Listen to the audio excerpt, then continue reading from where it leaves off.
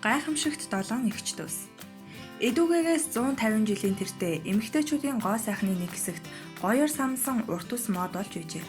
Тухайн үеийн Америкийн нэгдсэн улсын Нью-Йорк мужийн Локфорд хотод амьдарч байсан Сазерлендийнхан буюу 7 эгч дус энэхүү урт усээрээ дэлхийд үнэхээр алдаршиж чадсан юм. Тэр үед эгч дүүсийн усны нийт урт 11 метрт хүрчээ. Уртаас урт ус, гоо сайхан, авьяас сайн эцгийн зөвлөмж, эв нэгдлийн ачаар тухайн цаг үедээ домог болон алдар нэрэн цвэрэтэж байсан гайхамшигт 7 эгч дүүсийн үлгэр мэт түүхийг хүргэе. Сазерлендийн бүсгүйчүүд урт усээрээ хамгийн их алдарсан хүмүүс. Тэд усээрээ үнэхээр од болж их чүрэнг цуглуулж чаджээ.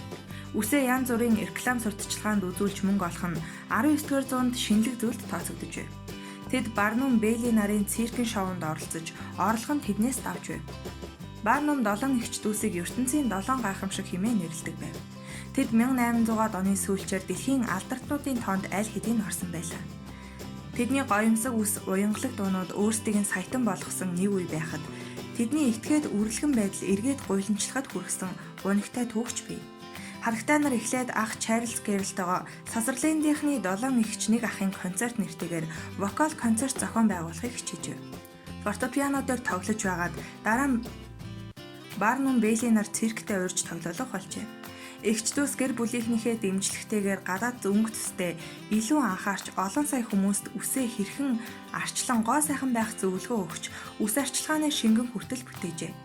Эмийн урамлаар эм хийж эмч домч болж исэн тэр үед 7 эгч дүүс үс арчлах талаар дэлхийн хэмжээний маркетинг явуулж байлаа.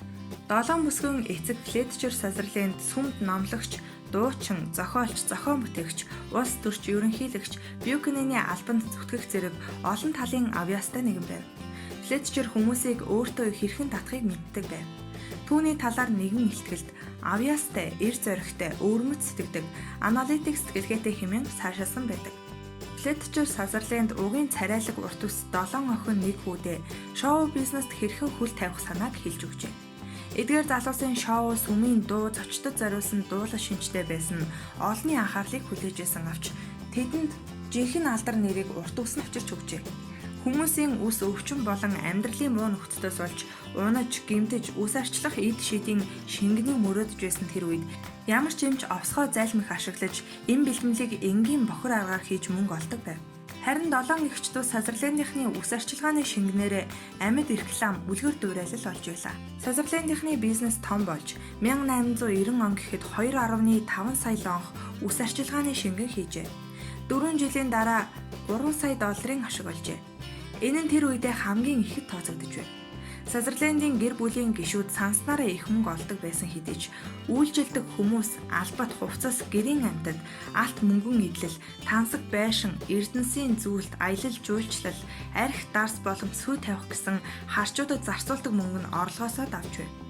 7 эгч дүүс хамт амьдрахаар шийдэж бизнес болон амьдралынхаа нэгдлийн бэлэг тэмдэг болгож гой сайхан байшин бариулжээ.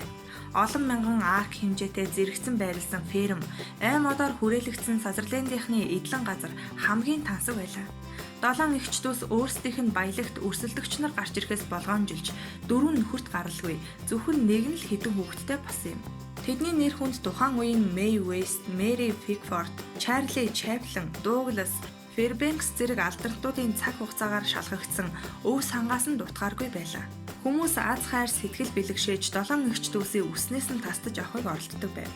7 эгч дүүс гарын үсгээ бэлэглэх, нийтлэл, сүвнээр, фото зураг дээр гарын үсгээ зурах зэргээр мөнгө их олдог байв. 7 эгч дүүс их шүтлэгтэй хүмүүс.